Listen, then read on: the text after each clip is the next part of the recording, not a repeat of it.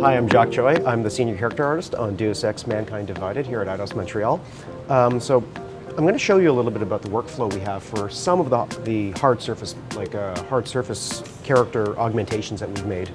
So what we do is we normally start from kind of like a base sculpt that we've done in our sculpting programs, just to kind of get the overall shapes and forms and kind of a feeling and the rhythm of things.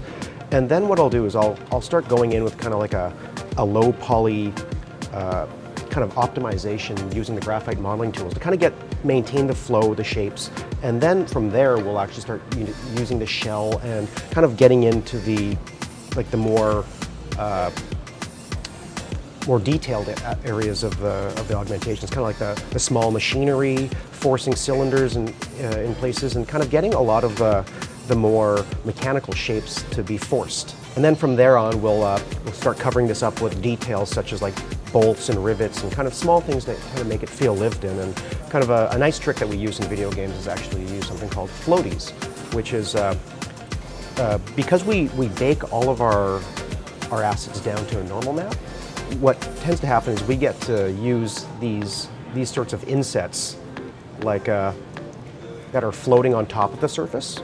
So if you look at some of these rivets, they're actually floating on top of the surface, but it kind of creates the illusion that it's inset. So when we bake this normal map, it actually kind of just looks like it's an inset in there. And this is kind of like a nice, hacky, cool way for us to kind of rapidly add detail without having to actually figure out what the topology of this thing is going to look like. And let's kind of add a turbo smooth onto this thing so you guys can see what the actual source file will look like. So most of the details hold up. Want me to cut to the low poly? All right. So what happens is when we make the low poly for this thing, we generally want to make most of it relatively airtight so that there's not a lot of interpenetration and such.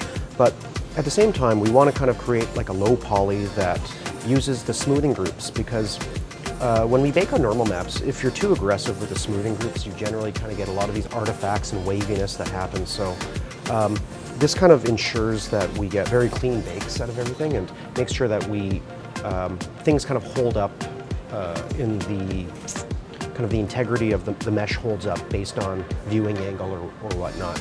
So I'll cut to the game version. So as you can see, this is kind of the in-game low poly version of the mesh with the normal maps on there.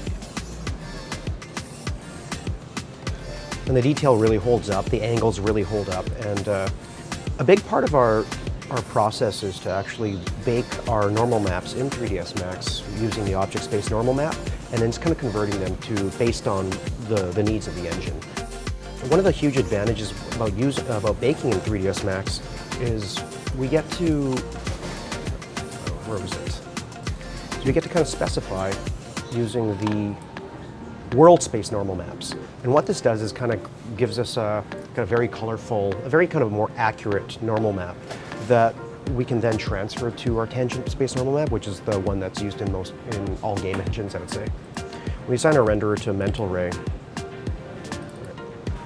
What this does is it allows us to bake a ambient occlusion map based on the mental ray render engine.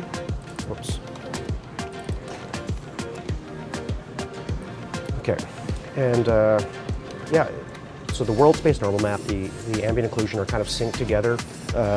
It's all made in Max, and then what we get to do is we get to transfer that using hand plane into the normal maps that we used for the normal maps that we would use for our engine.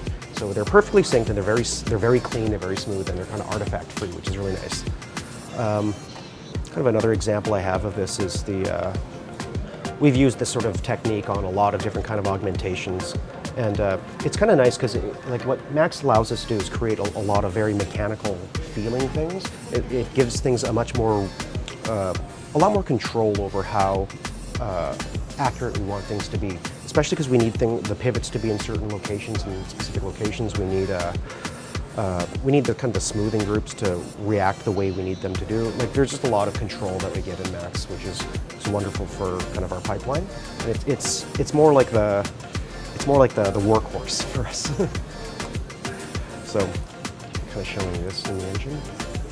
So no wavy normal maps. Everything is very clean and relatively light. And that's how we do a lot of the augmentations on Deus Ex Mankind Divided.